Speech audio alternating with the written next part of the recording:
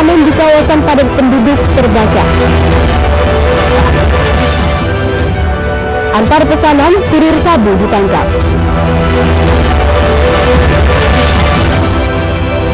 Pedagang konvensional keluhkan keberadaan pedagang online.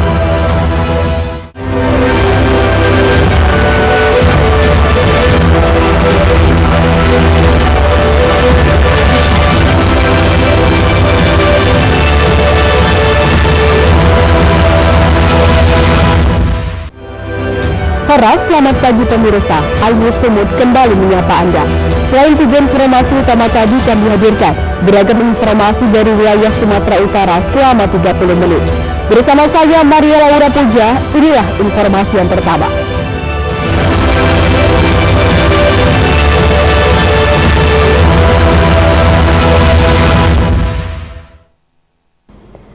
Pemirsa, saat ini rumah permanen milik warga ludes terbakar di kawasan padat penduduk Desa Pasar Ujung Batu, Kabupaten Padang Lawas, Sumatera Utara. Meski tidak ada korban jiwa, namun kerugian akibat kebakaran ini diperkirakan mencapai ratusan juta rupiah.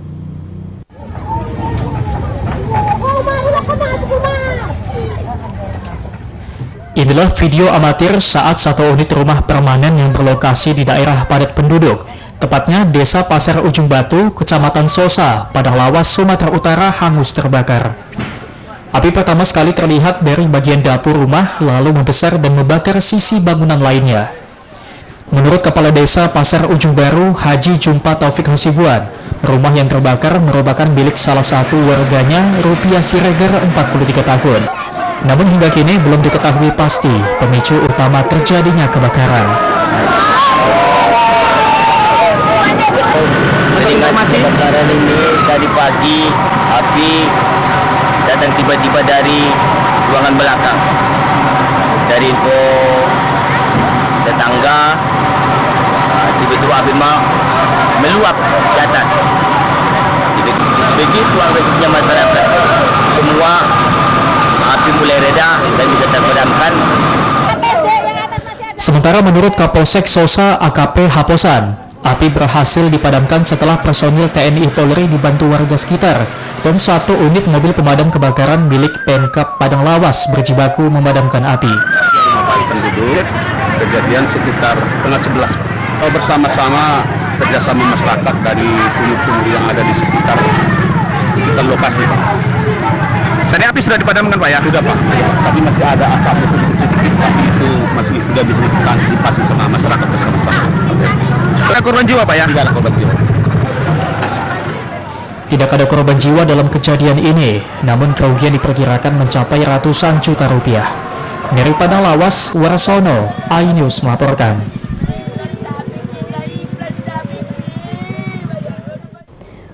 Pemirsa, aksi begal bersenjata tajam kembali membuat resah warga Kota Medan dengan melakukan perampasan paksa sepeda motor milik warga saat melintasi di Jalan Halat Medan.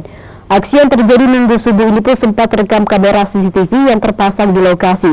Korban juga telah melaporkan kasus ini ke polsek terdekat.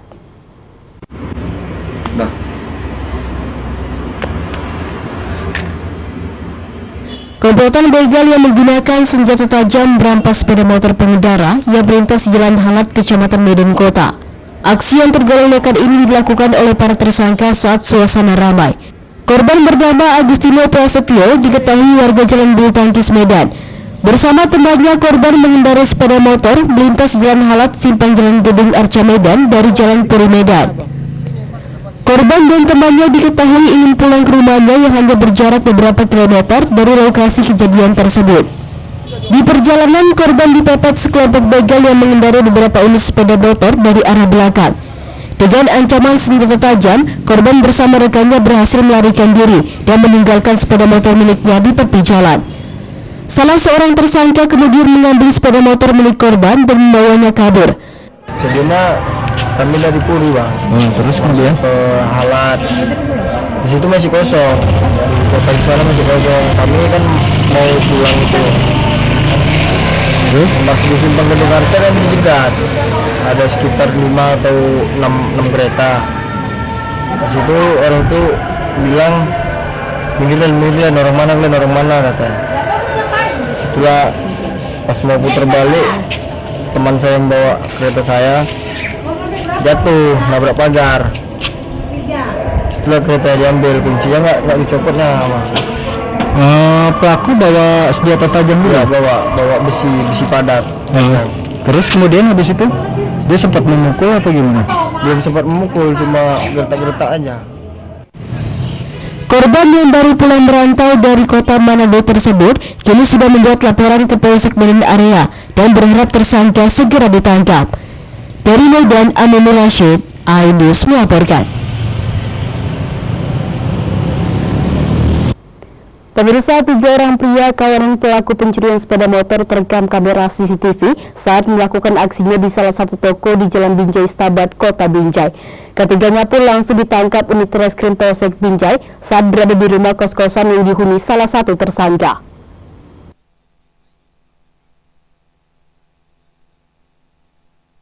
Beginilah aksi tersangka pencuri sepeda motor yang terekam kamera CCTV saat melakukan aksi pencurian sepeda motor yang terparkir di salah satu toko di Jalan Binjai Stabat. Tersangka berhasil membawa kabur sepeda motor dengan cara merusak kunci sepeda motor memakai kunci letter T yang sudah dipersiapkan sebelumnya. Dari tangan ketiga tersangka yakni WN, KA, dan NR turut diamankan barang bukti baju yang digunakan ketiga tersangka saat beraksi, sepatu, kunci letter T, dan plat kendaraan bermotor hasil curian tersangka. Pelaku mengaku sudah 5 kali melakukan aksi pencurian sepeda motor, sementara hasilnya dipakai tersangka untuk hura-hura bersama teman-temannya. Berarti yang masih Bang, berapa kali melakukan aksi pencurian ini? 5 kali. Di mana aja Bang lakukan? Di Sunggal, di sekitaran Binjai. Bang, uangnya untuk apa Bang lakukan? Untuk happy Pak, Happy apa maksudnya Bang? jalan-jalan Kemana? ke Brastagi, Pantai. Polisi berhasil menangkap ketiga kawanan pencurian sepeda motor setelah menerima pengaduan warga kehilangan sepeda motor. Polisi langsung melakukan penyelidikan dan mempelajari ciri-ciri ketiga tersangka dari rekaman CCTV hingga akhirnya berhasil menangkap ketiga kawanan pencuri motor di tempat kos mereka. Sesuai dengan laporan polisi dari masyarakat adanya kehilangan sepeda motor, kita tindak lanjuti dengan cek TKP, lalu berdasarkan bukti petunjuk dari CCTV kita melakukan penyelidikan dan pengembangan. Setelah itu kita mendapatkan informasi bahwasannya ketiga pelaku ada di suatu tempat dan kita bersama anggota atas perintah Kapolsek untuk melakukan pengejaran dan penangkapan. Setelah sampai di TKP, kita berhasil menemukan tempat persembunyian mereka dan mengamankan ketiga pelaku dari rumah kontrakan mereka. Ketiga tersangka kawanan Ranmor yang bersahkan warga kota Binjai terancam hukuman 7 tahun penjara sesuai pasal 363 ayat 1 KUH Pidana dengan ancaman hukuman 7 tahun penjara. Polisi juga mengejar 2 orang lagi kawanan pencuri motor yang selalu melakukan aksi pencurian motor di lokasi perbelanjaan di kota Binjai. Dari Binjai, Muhammad Jainal Tanjung, iNews melaporkan.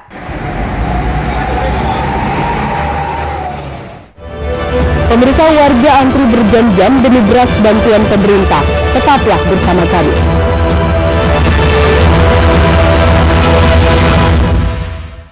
Mengupas makna dan tafsir Al-Quran bersama ulama terkemuka tanah air. Qauman min qaum khairun minal yadis suflah. Nggak bakal bisa dibayar oleh dunia dan seisinya. Jelas, lugas untuk kehidupan sehari-hari. Di antara yang merusak hati adalah buruk sangka. Wa aqimus salah wa atuz zakah. Itu pun sejajar dengan jihad fisabilillah. Cahaya Hati Indonesia, Sabtu dan Minggu pukul 12 siang di iNews.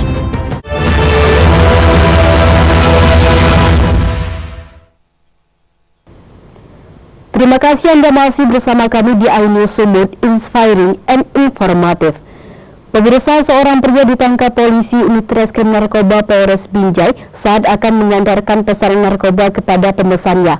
Kepada polisi, tersangka mengaku terpaksa menjadi kurir narkoba karena diiming-imingi narkoba gratis.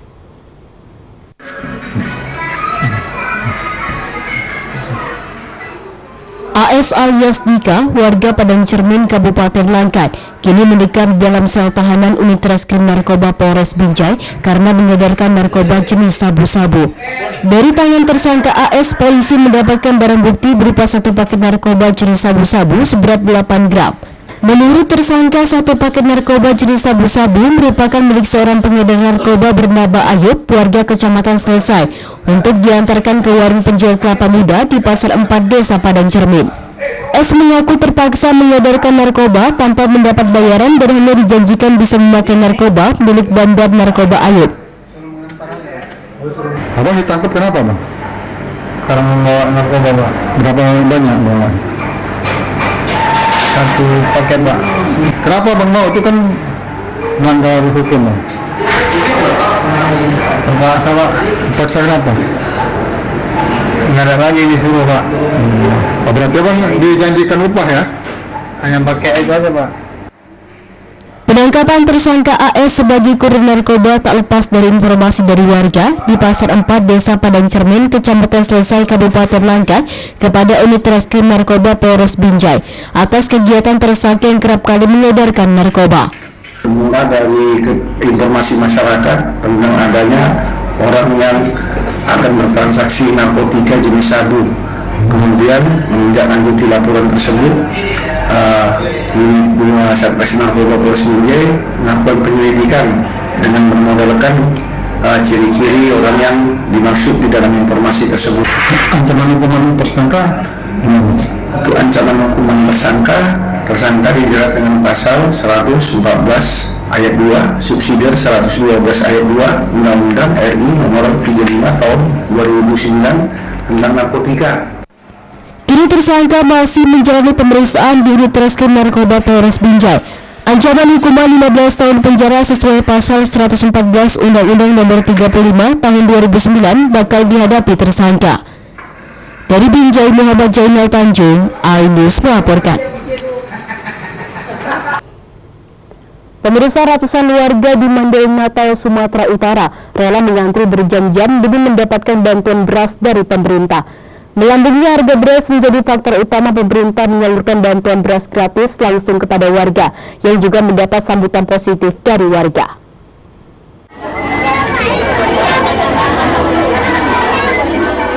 Ratusan warga rela antri berjam-jam menunggu dibukanya loket pembagian beras bantuan pemerintah di kantor pos Panyembungan, Mandailing Natal, Sumatera Utara pada Sabtu siang kemarin.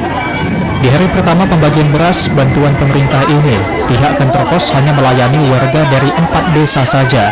Sementara sisanya dibagikan bertahap setiap hari hingga keseluruhan penerima sekitar 36.000 lebih KPM dapat menerima bantuan beras pemerintah sebanyak 10 kg per rumah tangga. Pembagian bantuan beras ini bertujuan membantu masyarakat yang kesulitan membeli beras di tengah harga beras yang masih melambung tinggi. Warga penerima bantuan yang sebagian besar petani mengaku bersyukur karena kosongnya stok hasil panen di rumah akibat gagal panen tahun ini.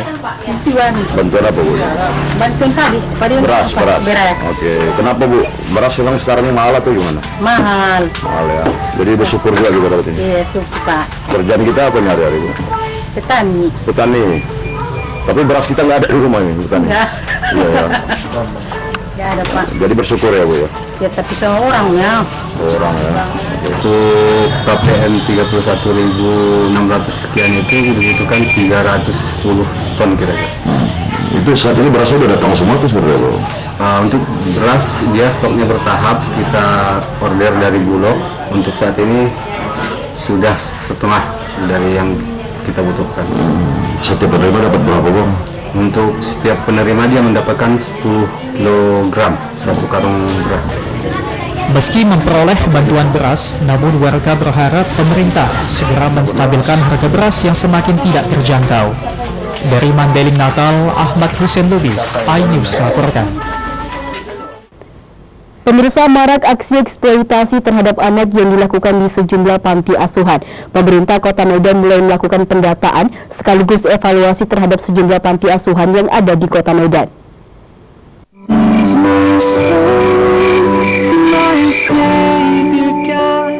Dua panti asuhan di Kota Medan diduga mengeksploitasi anak. Wali Kota Medan Bobi Nasution menyebut pihaknya sudah turun untuk mengecek hal tersebut. Peristiwa pertama setelah dilakukan penelusuran diketahui jika konten ini dilakukan dengan sengaja sehingga disebut eksploitasi. Bobi mengatakan pihaknya akan melakukan evaluasi dan juga sosialisasi ke panti-panti asuhan di Kota Medan dan berharap kejadian serupa tak terulang kembali. Dinas terkait, Dinas Sosial, DP3PM, dan Dinas KB sudah turun untuk mengecek khususnya panti asuhan yang memang menampung bayi di bawah 5 tahun.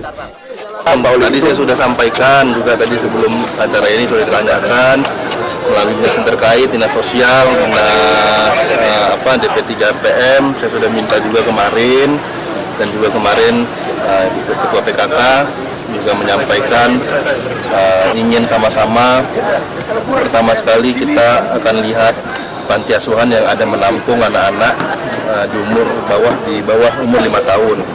Bagaimana mereka edukasi tentang perawatan ataupun mengasuh bayi itu kan berbeda dengan anak-anak yang panti asuhan yang mungkin di atas 5 tahun. Nah, ini akan kita lihat dulu edukasi mereka tentang pengasuhan anak ini seperti apa. Nanti akan kita berikan informasi tentang. Sebelumnya diketahui ada 2 panti asuhan di Kota Medan yang diduga mengeksploitasi anak. 2 panti asuhan itu yakni Panti Asuhan Yayasan Tuna Kasih Olayama Raya dan Panti Asuhan Karya Putra Tunggal Anak Indonesia. Dari Medan, Ahmad Ridho Nasution, iNews melaporkan.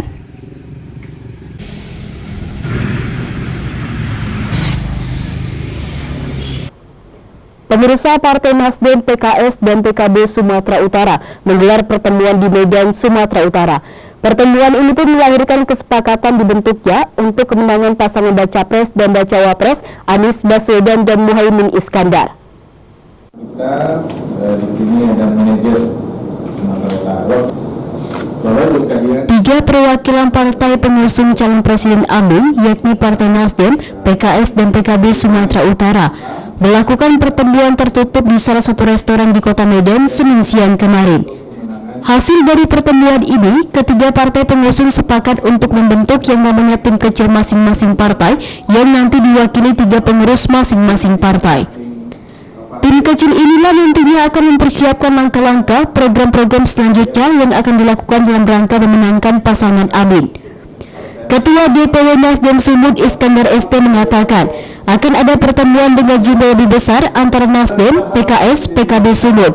Pertemuan ini akan dihadiri seluruh DPD dan DPC serta simpul relawan. Tak hanya itu, ketiga partai pengusung ini juga sudah membahas mengenai sekretariat bersama pemenangan Anies Caimin di Sumut. Sekretariat ini disebut akan segera direalisasikan, yaitu Partai Nasdem, Partai Keadilan Sejahtera, dan Partai Kebangkitan Bangsa membentuk yang namanya tim kecil ya. Jadi masing-masing partai nanti akan diwakili oleh 3 orang pengurus, di mana tim ini nanti akan mempersiapkan langkah-langkah atau program-program selanjutnya yang akan kita lakukan dalam rangka untuk memenangkan Pak Anies Baswedan, Pak Muhaimin Iskandar. Konsolidasi awal kita dalam rangka untuk merapatkan barisan ya dari ketiga partai pengusung untuk segera menyusun program-program kerja mereka dan langkah-langkah selanjutnya di tingkat DPD masing-masing. Kami juga tadi bersepakat bahwa ketiga partai pengusung menargetkan dan mengharapkan Pak Anies Baswedan bisa menang dalam 1 putaran. Nah, itu yang kami sepakati. Maka kami semuanya berkumpul hari ini untuk menyusun langkah-langkah apa yang akan kami lakukan. Ketiga partai pengusung ini juga menargetkan dan berharap pasangan Anies Baswedan dan Muhaimin Iskandar bisa menang 1 putaran. Dalam silaturahmi yang digelar ini turut dihadiri oleh Ketua DPW PKS Sumut Usman Jakfar, Wakil Ketua DPW PKB Sumut Syaiful Syafi, dan seluruh pengurus ketiga partai pengurus pasangan Amin. Dari Medan, Sumatera Utara, Ahmad Ridho Nasution, iNews melaporkan.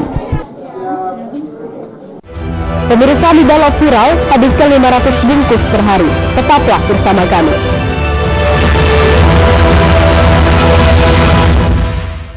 Selamat datang di iNews Today. Lengkapi pagi Anda dengan update informasi terkini. Apa penyebabnya? Apakah karena aspal? Ruas jalan ini ambles membentuk lubang. Boleh mungkin dikasih senjata? Boleh. Saya punya di bawah supervisor itu. Kita akan langsung bergabung bersama lagi saya Nur Ahmad. Sejumlah bahan pokok mulai mengalami kenaikan. iNews Today, setiap Senin sampai Jumat pukul 10 pagi di iNews.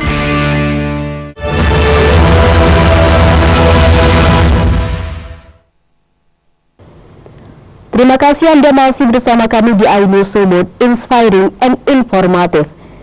Pemirsa, perubahan perilaku pembeli yang lebih memilih belanja secara online menyebabkan sejumlah pedagang konvensional di pasar-pasar tradisional di Kota Medan terancam gulung tikar. Pasalnya setiap hari jumlah pembeli semakin sepi, hingga omset penjualan pun terus mengalami penurunan.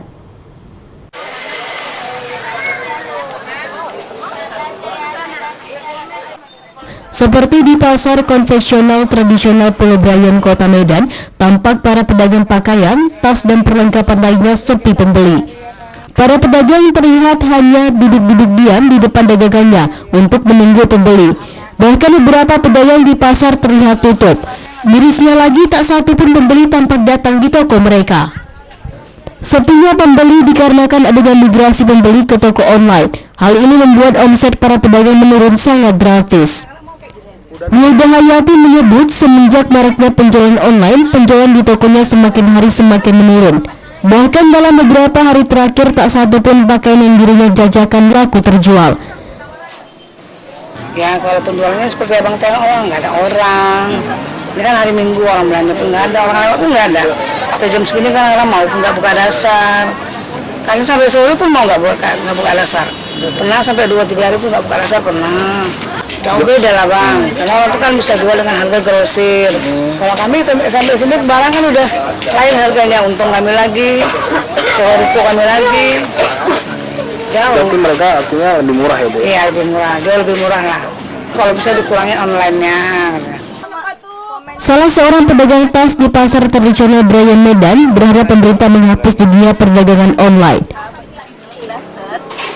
Aduh, pening bang, gimana? Mau kondisi gimana? Jualannya sepi. Orang biasanya aja kan lumayan juga dapat. Ini BD ya pun susah, buka dasar. BD itu buka dasar. Nah, itu tadi. Kenapa bang? Kenapa bang? Rusak sama online. Online itu TikTok. Nah, dari mana ada pengambilan coba?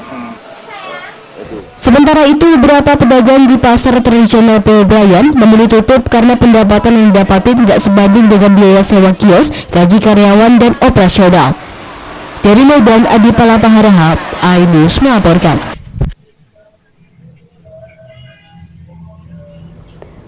Pemirsa, jika biasanya mie balap dimasak menggunakan mie tiaw, bihun, mie kuning, dan berbagai mie jenis lainnya, di Kota Medan justru ada mie balap yang dimasak menggunakan mie instan. Mie balap yang viral ini pun mampu menghabiskan 500 bungkus mie dan telur perharinya.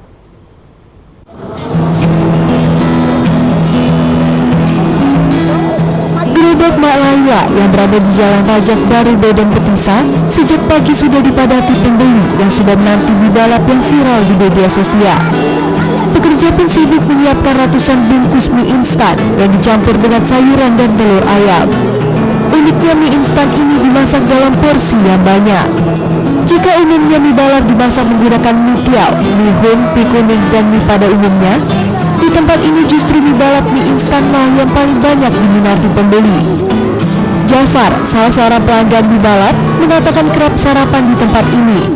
Menurutnya ada bumbu rahasia yang dicampurkan penjual ke dalam mie instan yang dimasak.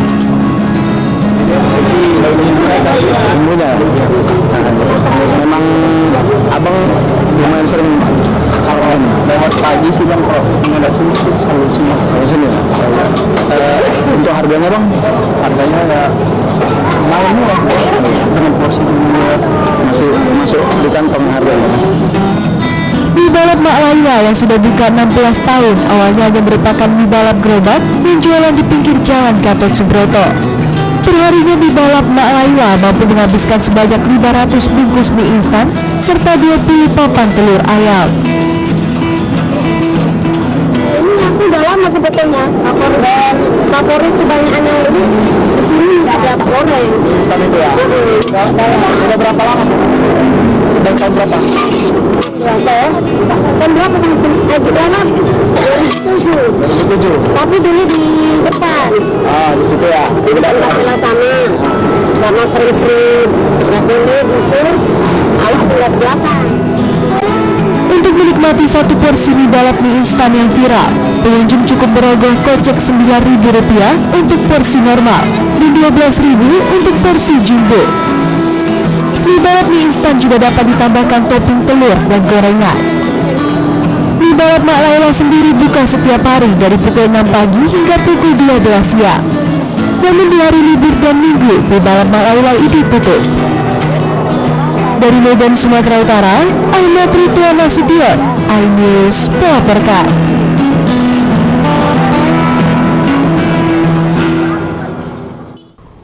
Kesenian reog Ponorogo merupakan kesenian unik tradisional suku Jawa yang berasal dari Ponorogo, Jawa Timur, di mana dalam setiap pertunjukannya selalu menampilkan singa barong atau dadak merak dengan topeng singa serta dirajut dengan bulu-bulu merak.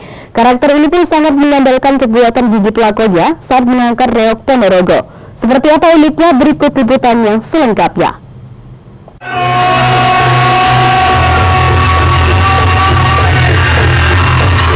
Kesenian reog Ponorogo merupakan kesenian masyarakat Jawa yang menjadi salah satu ikon Indonesia.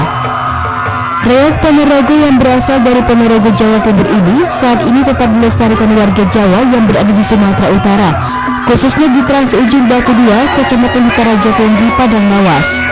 Keunikan dari kesenian reog Ponorogo diantaranya singa barong atau dadak merak bertopeng singa serta dirajut dengan bulu-bulu merak. Para pelakon seni reog Ponorogo juga sangat mengandalkan kekuatan gigi dalam mengangkat reog Ponorogo karena beratnya yang mencapai 5 kg. Bondo Suwarji, tokoh budayawan, menjelaskan karena sejarah reog Ponorogo berawal saat Putri Singgolangit membuat sayembara. Barang siapa yang bisa mewujudkan kepala singa berbulu merak, maka dapat mempersunting dirinya. Sedangkan Prabu Kolosewandono yang memang ingin mempersunting sang putri mencoba untuk mewujudkannya. Namun apa yang diperbuat sang Prabu ditolak oleh sang putri sehingga terjadilah peperangan. Untuk mengenang cerita rakyat inilah hingga kini kesenian reog Ponorogo tetap dilestarikan. Hal senada juga disampaikan tokoh pemuda Trans Ujung Batu 2 Musa Tafa. Salah sebuah seni reog Ponorogo itu sebetulnya cerita rakyat, fakta dan ada. Reog Ponorogo adalah budaya nasional dan diangkat untuk ikon Indonesia. Doni Songgolangit mau dipersunting Kolosewandono. Nah, dia punya permintaan mau menikah, mau dinikahi kalau dia bisa mewujudkan sebuah barong yaitu wujudnya berupa kepala harimau dan sayapnya itu sayap dari merak. Ini tidak sesuai dengan permintaan Dewi Songgolangit. Terjadilah awan gabung-gabung awan. Berikutnya itu dari dalam itu ada gitu. Kayaknya ada seninya di dalam budaya kita, kesenian kita.